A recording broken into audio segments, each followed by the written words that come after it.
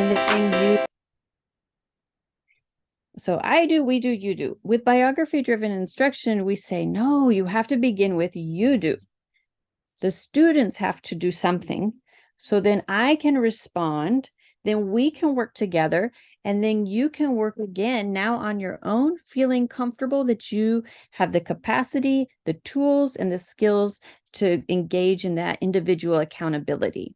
So throughout the whole process, it's super important that we get talk to happen. Okay, so when the students write, now I want to hear you talking about what you each thought. When I share with you the content and we talk about the concepts of the lesson, we need to hear talking. What does that mean? What did I say? When we are working together, we want to hear you sharing your perspectives, learning from one another.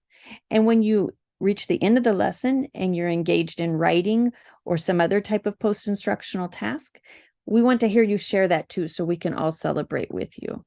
So we're talking about pictures and words, we're moving to concepts and vocabulary, we're developing our skills and language together, and then we're applying and taking ownership of that learning. So this is the learner-centered pattern of interaction where the interaction happens throughout the entire course of the lesson.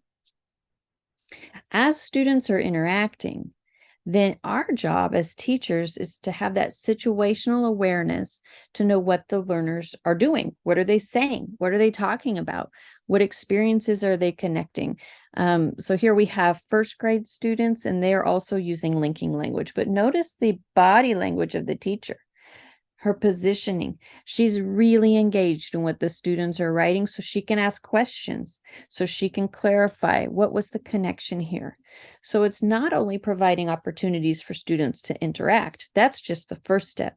I have to carefully attend to their actions and their reactions to the curriculum, because I'm going to use that information to determine what the needs are among my community of learners, what language we might need to develop, what language my students already know. Wow, they already know half of the vocabulary words I was going to, cover today. Maybe not all of them, but together we bring that knowledge. So we have that to build upon. So our instructional routines matter because this is how the students are given opportunities to work together, and our responses matter. Who do I ask? Who do I talk to? Does every learner get a chance to respond? Am I listening to what they're sharing? So our responses and the opportunities that we provide all matter in the classroom. This teacher was talking about this very idea of going around and looking at what students have recorded on their dots chart. And she said, one of my favorite things to do was to walk around and gather the students' ideas so that the words that I was using, the class was using, were that they were knowing they were coming from their peers versus me. And I also really enjoy saying the person's name that it came from. A lot of the kids' names I purposefully said are more of the kids that maybe don't have a lot of the things to share very often, or are a little bit lacking in the academic spectrum, or, just maybe they don't have as much of a great attitude about their learning. So she was very strategic about which students' words she was going to share out for the whole class. So she's harvesting, she's observing, a lot of times teachers have a notepad that they're jotting down some words and ideas from the students that they want to make sure that they revoice for the rest of the class. So here's an example. She says, I like this word I got from Ricardo. He said leather. I thought that was a great word. And so then the other students know that they can borrow that word and write leather on their own paper, or whichever word they might be borrowing. Linguistically speaking, we're building from students' words and language. In translanguaging, we talk about allowing students to use their full repertoire of language. All of their language knowledge and skills from any of the languages they may know are welcome. Please share it with us. In this example, they're talking about topics like migration and extinction, and sometimes they get it right and sometimes they get it wrong, and that's okay. One of them, let's see here, you could see endangered, for example. It says, I think is peligroso with fear. So when you're thinking about maybe the extinction of animals or endangered species, that isn't quite on track, but there's a lot that I can do with the ideas, and it tells me where students are in their thinking. So as we get later in the lesson, we come back to this vocabulary quilt. This is a vocabulary quilt, and the students are able to confirm or disconfirm their initial ideas. No, that wasn't quite right. Here's the right answer. This is what it really means in this context. So they're able to come back. We don't always have to tell them what's right or wrong, because once they've learned through the lesson, they're able to come back to their original words and know for themselves which ones are right. So they'll cross them out, they'll star the right ones. So we have to give them credit. Okay, they want to know, they want to learn. So it's through all this language that students are telling us about themselves, their worldview, and their own knowledge systems. BICS and CALP should be very common terms for any of us who are in language education. From Cummins, we're talking about taking the basic interpersonal communication skills and moving them into the academic side, the cognitive academic language proficiency. And so here's an example of what this sounds like in classroom practice. The teacher says Andrea had boats. And so then the group talked about, well, what was on the type of boat that we talked about from our focus wall. She gestures to the back of the classroom because they have a word wall going on. That word was canoe. So she's working with the dots chart. She's talking about the student brought the word boat. The keyword is canoe. So she says, so we went ahead and connected the word boat to a canoe. So this week, instead of using the word boat, let's use the word, and the students say canoe. So we're bridging. So sometimes we think, oh, that social language isn't important enough. We really want this academic language. Well, the language students bring, that's the building blocks to get to the academic language. So we want to kind of help them see how what they bring can be amplified to the vocabulary that we're talking about. And again, that situational awareness on this picture here with the linking language, we see on the right, the student has written string, force, backpack, seguinte, shoes, equilibrium. Wow, equilibrium. That's quite a huge word. String, okay, that's expected. Force, okay, but equilibrium? I would love to have that student share with me, with their small group, maybe even with the whole class, what memory brought them to the term equilibrium. How did they know that word? So we can build from each other. We're connecting with learners and we're building relationships. We're using inclusive pronouns like we, our, us. This is our classroom and we are working together. We're fostering that positive self-concept. For the younger learners, oftentimes we'll use terms of endearment. Maybe we have a special, one teacher uses MAC. It means my awesome class. It's an acronym. So you'll hear her say MAC. Whatever you do to build those relationships and bring some humor to it. I love this little joke here for English teachers. The past, the present, and the future walked into a bar. It was tense. Bring corny stuff. Bring stuff that, you know, the students are going to roll their eyes. They're still going to inwardly love that you're trying to connect with them. Because we are, as I said, together on this journey. We need to communicate that. We're learning too. We will mess up. We will make mistakes. Teachers are not perfect. But in all of this, we're building from the known to the unknown. We're using questions to elicit. Okay, we're using questions to guide thinking. We're contextualizing our own content by connecting to what we've heard and observed the students doing. We might be linking to what they learned in the past, and we might be linking to experiences that we've shared as a community in our classroom. So this particular teacher is in Kansas, and this is a newcomer classroom. For us, that means that they are recent immigrants to the United States. They're still developing their language. They're very new to English at 6th grade. And this is a math lesson where he's talking about rate. But before we get started, I want you to look at his objectives behind him. And on the board, we see verbs, lots of verbs written: eat, play, sleep. They did all of this verb work in a math lesson. right? Because this is what we're all trying to move toward, connecting the content learning with the language learning.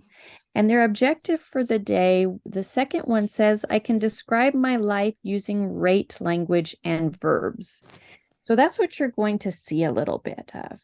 Okay, so I'm going to stop this share and share this one with you. We're just doing a small clip so you get an idea.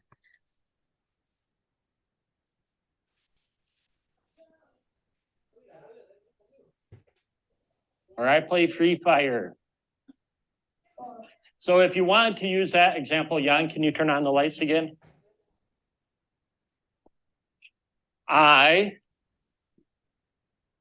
What do? You play. Free Fire. What do you play? Free Fire. Free Fire. Yeah, let's say Free Fire. I play Free Fire. Okay. Now, sometimes you use time and time again. So I play Free Fire. Like, how much do you play? I don't even want to know. 10 minutes, that's all? Okay, well, the eighth graders say like 3 hours, 5 hours. Yeah, I play Free Fire 5 hours. 5 what? 5 hours per day. True. 12 hours per day. Is that bad? Yeah, I don't know. 12 hours per hour. Oh boy, that'd be hard to do, right? So I play Free Fire 5 hours per day. I don't know. Some of us are saying play. If you play video games like that, you could phrase it that way. I play Free Fire 5 hours per day, or I play FIFA, or I don't even know what you guys play. Hello Kitty. I sleep 7. Okay, help me with this one. Ready? I sleep 7 hours per day or per night. Okay, in that particular one, what I wanted to point out is that he's making connections to the verbs that the students brought from their own life. Okay, those were the connections that they made. They talked about their video games. They talked about sleeping. They talked a lot about eating pizza. So when they started the lesson, they shared with him about what they had done over the weekend, for example. They visited relatives in another city. So then he's able to build on those experiences and turn that into a rate sentence. I visited my family 3 times in the last month. Okay, so he's connecting their lives and everything. We're trying to make the connections relevant for learners. And there's an ebb and flow of conversation. Revoicing is a big practice that we talk a lot about. And this is the teacher's act of rerouting, expanding upon, or validating students' responses in order to advance learning of individual students and then our whole class, okay? So when we revoice, we're repeating what students say, but we might be reinforcing what was important about what they shared. We might be prompting them to elaborate for us. We might be eliciting a rationale, or we might be trying to figure out what in their background knowledge made them share that particular word, that particular idea. So we are revoicing. The students talk, we listen, we use that in our conversation. In everything, we're trying to move from that IRF, initiation, response, feedback, to dialogue. So here's a little piece of conversation that I wanted to share with you. This teacher has provided the learners with a vocabulary quilt. So they've connected to some of the vocabulary words, and now they're reading the text and getting a little bit deeper, talking about the meaning of territory. What does territory mean? So Marcos, one of the students, says, I just draw a little hut. And then I try to draw, and the teacher leans in to focus on him. And the teacher asks, why did you draw that? What were you thinking? And he says, I was thinking of like guarding a territory. And the teacher says, so like they were guarding there, and the students provide land. Okay, land, right? So that word land and she points to his tool that he's using, is really what that territory or territories. Another student says land is territories. But is it just any land? One shakes his head. Patricia says no and shakes her head. Victor replies, it's your land. The teacher says, the land that you, and students say own. So the teacher says, okay, maybe you need to add that then to the box right there. And if you can mute my friends, if you can mute yourself on your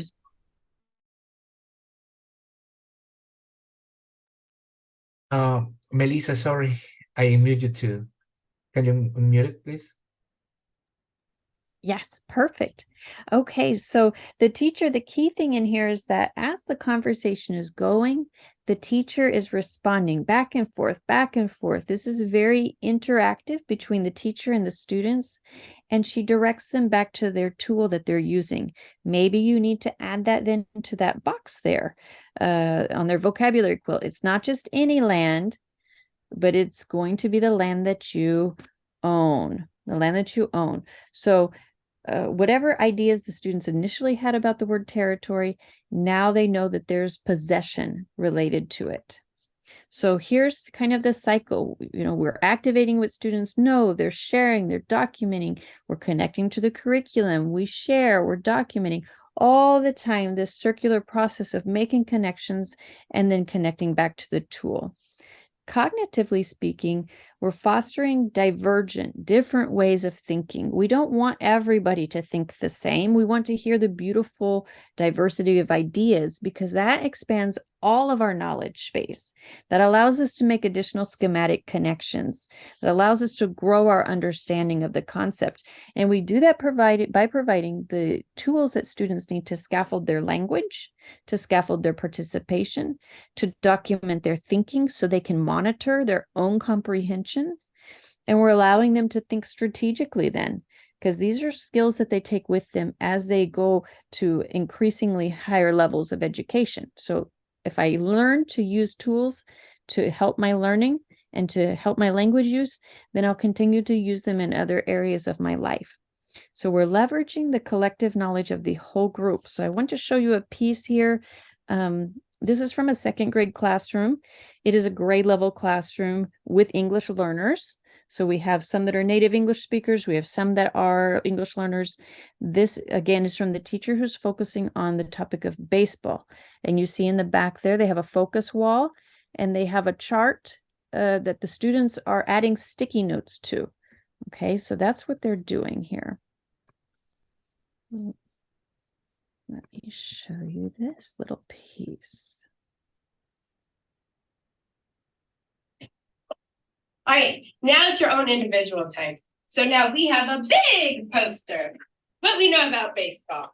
I want you to pick the most important thing you put on your poster yourself.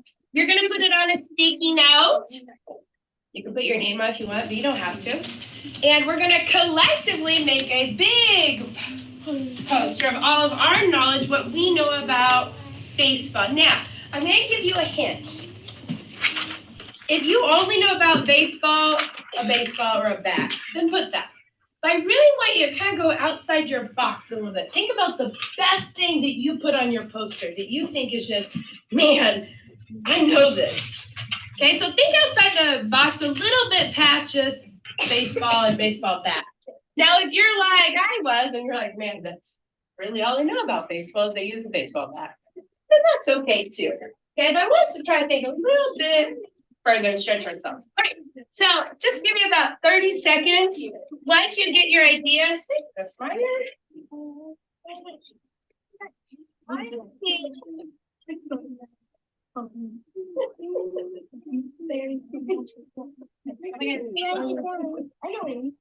Okay, so they proceed with all the students writing down their ideas, and then they add them to this poster here.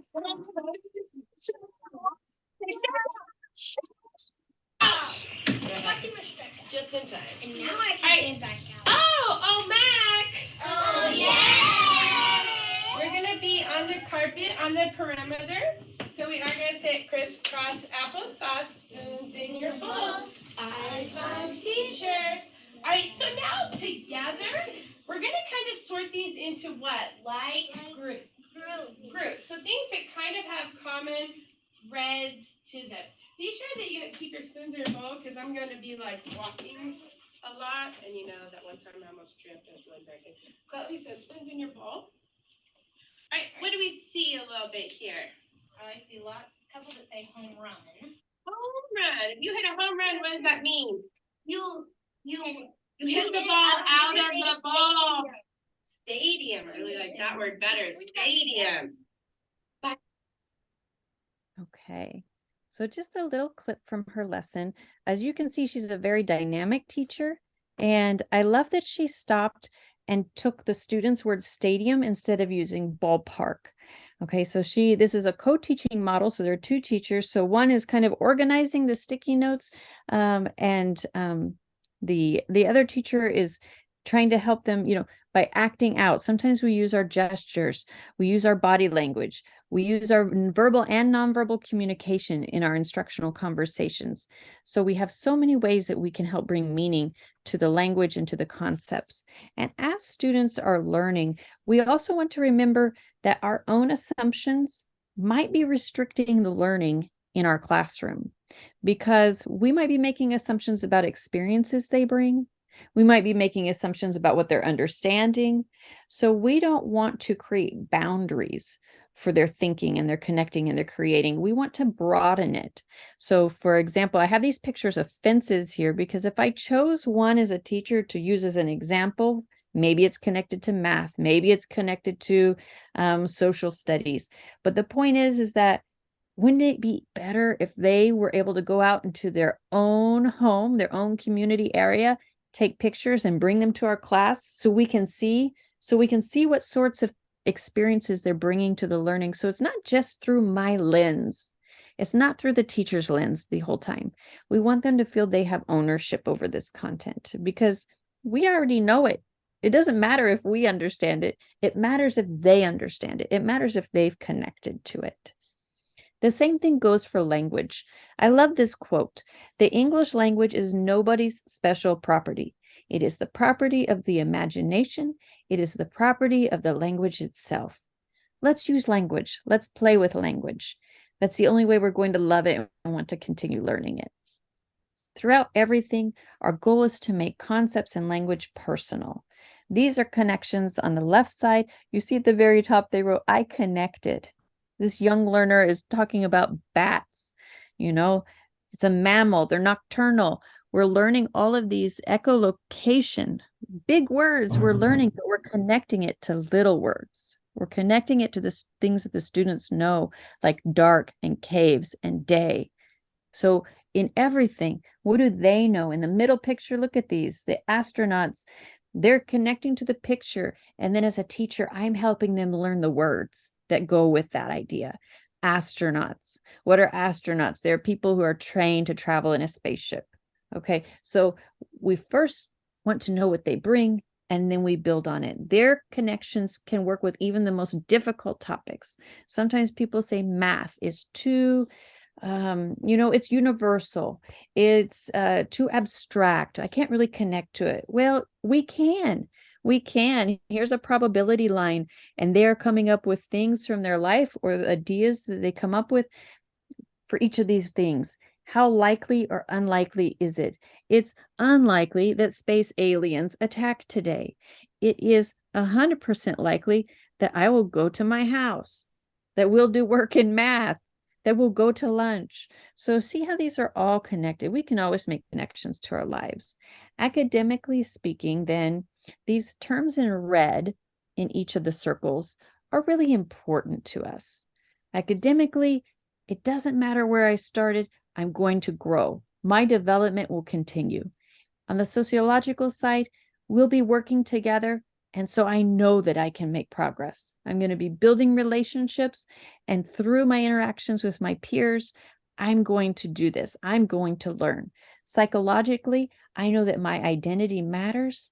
It is valued. It is respected. My teacher wants to know about me. And I believe in myself. So our classroom conditions can set the stage for hope that students can have success. So as individuals and as a community, we are knowledgeable. By thinking, talking, and producing together, we are capable. And with tools to scaffold our learning, we are unstoppable. We want students to leave our classrooms thinking, wow, I have what it takes, and my teachers are going to help me go even further. In the affirmation phase of the lesson, we are celebrating learning. We are taking learning that we have, these concepts, this language that we have collaborated with our peers on, that we have thought about. We're using our resources and we're taking it to writing. We always try to take it to writing because that's when we really know we own that information and we share about it. I love this picture on the right because they had worked with linking language. They had studied about holidays and celebrations in their textbook, holidays around the world, festivities. They had had a chance to talk about some of the celebrations and traditions in Ecuador. And then they were able, as a small group, to write something. And then one of their group representatives shared out. And you can see the pride on his face. You can see that he is proud of what he was able to share and bring to the group and read aloud in English. Did they use English the entire lesson? Most of the lesson, but I also heard Spanish. I also heard Spanish connections, and that was great because conceptually we think using both of our languages. We think using all of our languages. So let's open it up a little bit for students to draw on the entire wealth of what they know, because they will then be able to use that as they get to those learning goals and language goals of the lesson. So we're allowing students to harness their full potential as they make known what they already understand and what they have gained. And I'll end with one of my favorite quotes, because we have this opportunity, this unique blessing, this unique gift to be able to create spaces that might be very different than the spaces outside our classrooms. Our communities might be troubled, there might be violence, there might be a lot of trauma and hardship, but within our classrooms, we can help create the world that we want the world to be. We can help students see what's possible, that there is beauty in all of us bringing different gifts and talents, that it's okay to have different backgrounds, that it's okay to be at different levels of language proficiency, that it's okay to be brand new to the community and feel like you don't know anyone or anything. Because in this classroom, you will find and you will come to learn and love the fact that you already bring so much just by being you. Because you didn't get it to my classroom without having lived, without having loved, without having experienced the world. So here Tomlinson and McTighe say, classrooms are small universes. In those universes, we learn to accept and appreciate one another's variances, or we learn to resent and be suspicious of differences. We learn to celebrate one another's victories and support one another's efforts, or we learn to compete in ways that undermine rather than dignify those with whom we share time and space. So let's make our classrooms places where we build people up. Let's make our classroom places where each learner feels like they are seen and known and valued. Okay. Then we're all going to have a better time. I know so many teachers, one teacher in particular comes to mind. She was about to leave the teaching profession. She was tired of teaching. It was too much. Nothing was, it was just nothing inspiring anymore. And she started using biography-driven instruction, and she said, I found my passion for teaching again. And now she has not only stayed in the classroom, but she's become an instructional coach to help other teachers find ways that they can interact with their students as well. In fact, this particular picture came from her classroom. So let's all have a little more joy and fun in our teaching. And we can do that by making it more about the students and less about us. So I've enjoyed being here today. I want to provide you with resources. These are some of the books. The one on the left is kind of the the BDI Bible. Okay, it has everything that you need to know theoretically. The green and the red books are kind of how-to, strategy how-to books. So the green one is for elementary, maybe kindergarten through grade 8. The Crossing the Vocabulary Bridge is from, a high school perspective and some adult learner information. Many of us work with adult English learners as well. And we have a new book that's coming out, and it's about using biography-driven instruction in inclusive classrooms, where we might have students with disabilities, or they might be on monitoring to determine whether they have disabilities and need special education. Okay, so that's a population that has been underserved. And so we have put time and effort toward helping teachers see how biography-driven instruction can support the learning of all learners. All learners. If you go to our website, let me know if you have trouble finding the professional development space on there, because there are videos of many of these strategies, at least 6 of them, where you can watch the activation, the connection, and the affirmation phases of the lesson on video at your own time. Teachers College Press publishes these books, and a lot of the resources are free on their website. So if you want additional information, just let me know. My email address is there. You can follow us, but just delighted to be able to spend time with you all today. So I'll leave that up a little bit, but any questions that come to mind after we've talked so much about instructional conversations? Dear Melissa, we have a question from someone in the audience here. Let me read for you. Thank Vicky is asking, if the university we can practice and use this kind of teaching practice? Yes, we do use these strategies with our I guess, Vicky, I don't know for sure if you're teaching teachers or if you're using it for English for learners at your university that are gaining English, or if you're teaching a different content area, but it works for all of those contexts. In our work, we are teaching teachers, so we actually teach all of the concepts, modeling those strategies. They are using those strategies. It would work for students at university level who are trying to develop their English skills. It worked beautifully. You notice in all of these particular videos that we've showed and a lot of the examples that we've talked about, gaining English skills is more effective if we can connect it to content of some sort, whether that is a thematic unit where you have a theme that you're exploring, but just learning language in isolation, like just grammar structures, this is much less effective than having something really exciting and interesting, and within that, taking out pieces and examining the grammatical structures connected to content that matters. So I want to make that key distinction. It will just help you a lot as you try to work with learners who are gaining English skills, to make sure that there's you're allowing the students to bring their understanding of something conceptual, something experiential, beyond just learning grammar, structure, vocabulary. Have a bigger picture at play. Is that helpful? Yeah, I think so, Melissa. Thanks. And let me tell you something. I experienced once when I was teaching in the university, I would apply, and I remember one of the books that you have here, Crossing Vocabulary Bridge. I remember in the last section of the book, it's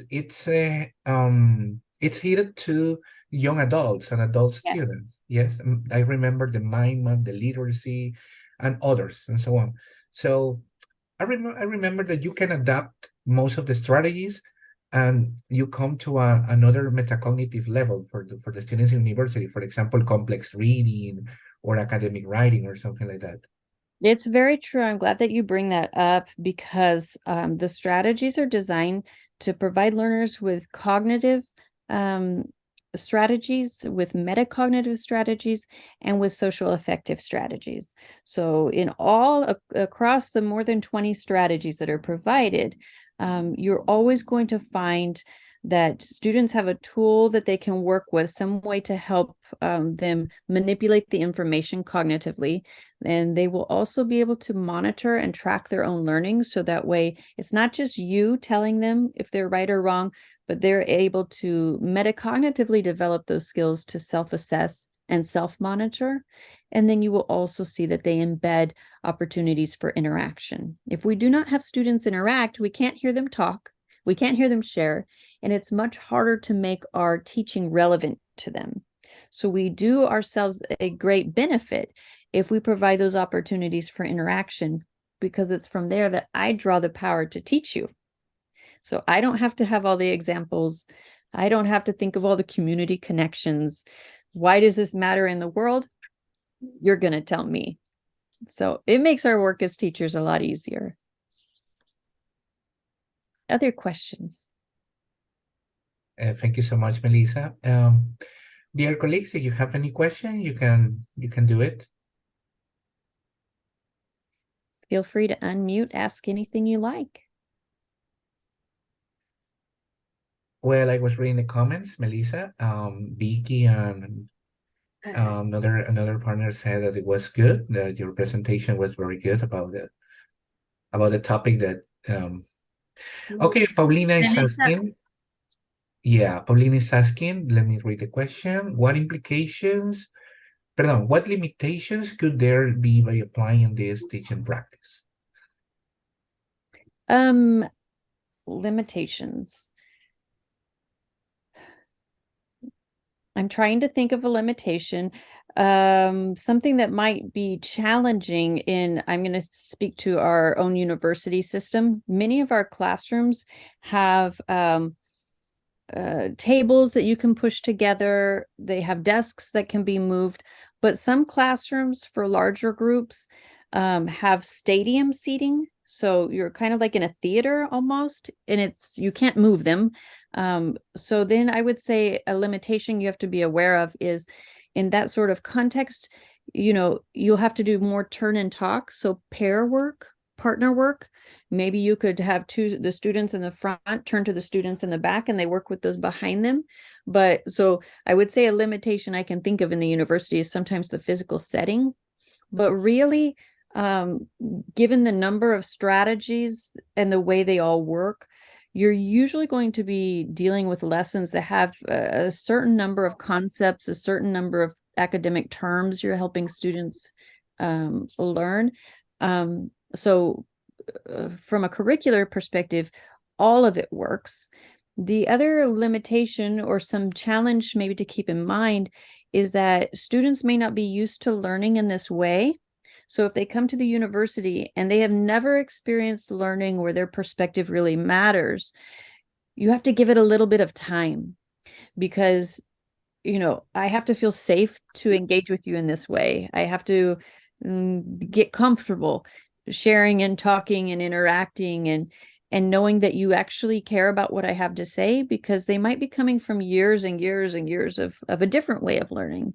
So we have to give it time. It's going to be a process before they fully trust that you really mean what you say when you say, I want to know what you learn.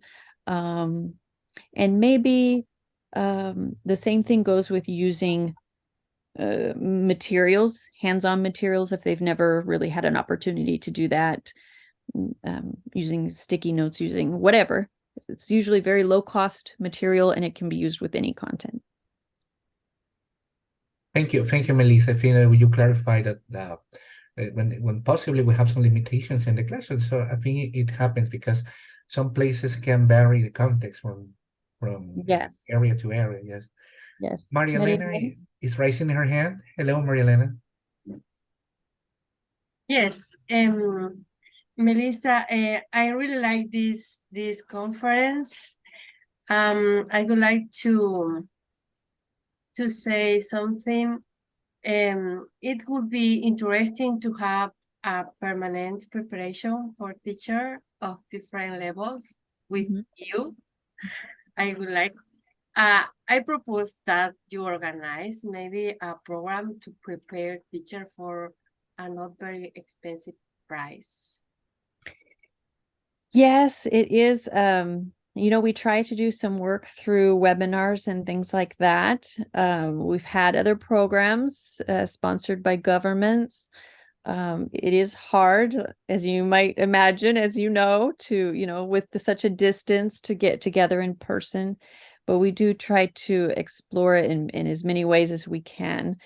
Sometimes people are trying to do a master's degree, a doctoral degree, but we're looking into ways to do kind of what you're saying, a low cost, small, kind of mini workshop, mini sessions that then can either be taken for credit or non-credit. We call them micro credentials.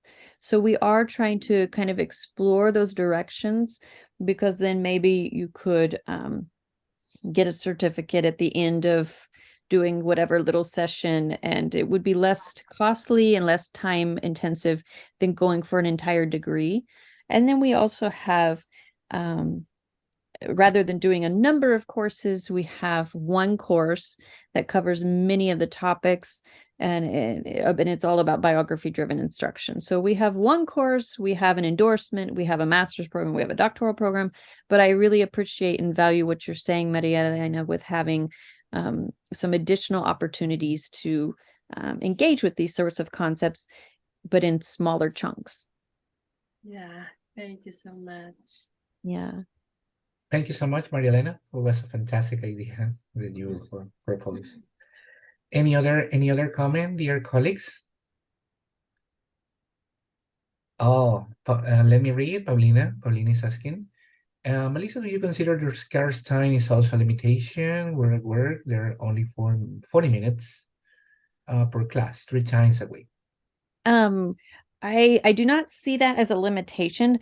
It just changes the way that you approach using a strategy. So for a class that meets only 3 times a week, 40 minutes, you would probably use one strategy and use it across the whole week. So maybe the first day they do a lot with activation, you start getting into the text and getting into the concepts.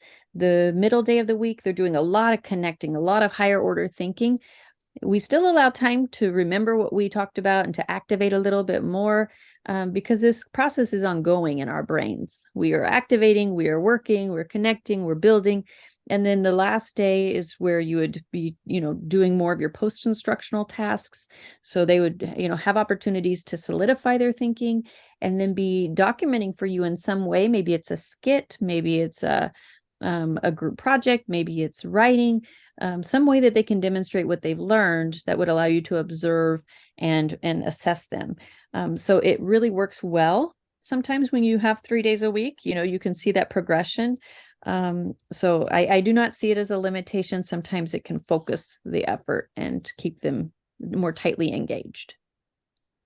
So in other words, Melissa, that's not a limitation, but it can be a challenge for teachers to try to adapt the strategies in order to perform better in a 40 minutes class, no?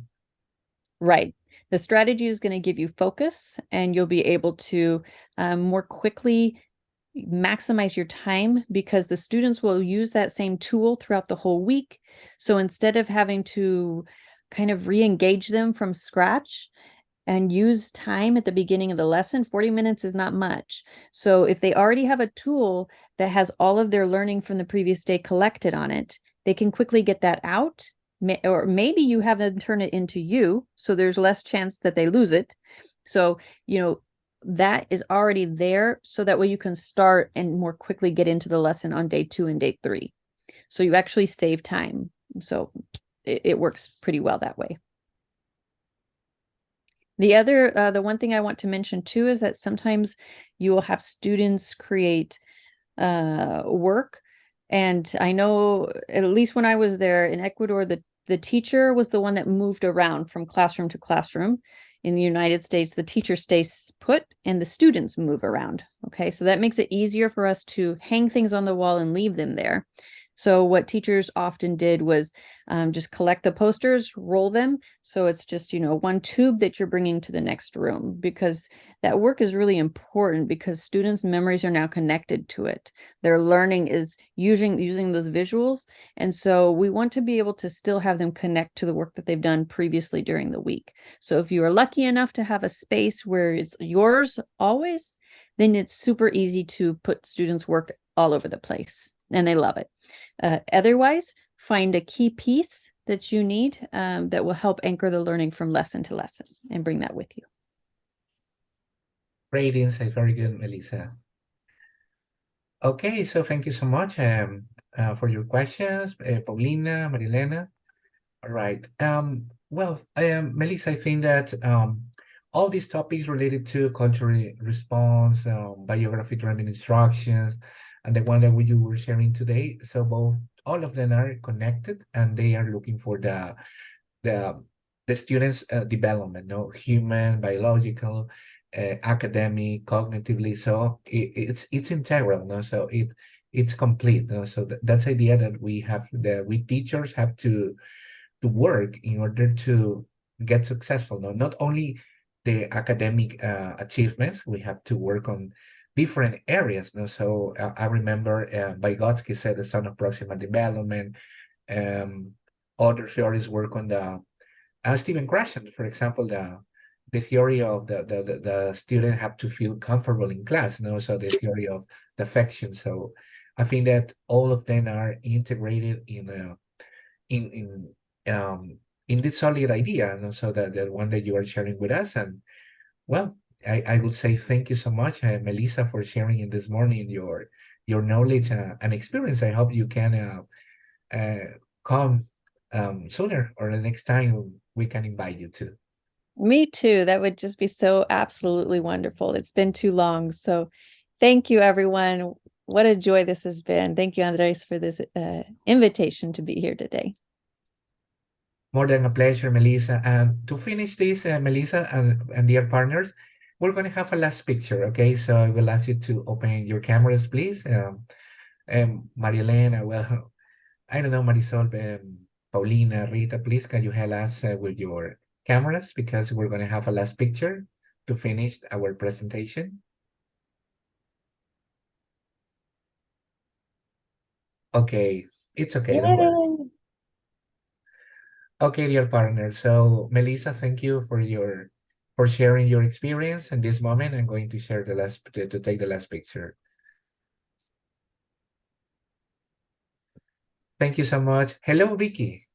Thank you. So good to see you. Great. Thanks for sharing with us too. Okay, I hope you have a very nice weekend. Have a wonderful Saturday. Hope to see you next week, okay? Bye-bye, Melissa, too. Have a nice Bye. Enjoy. Thank you, Melissa.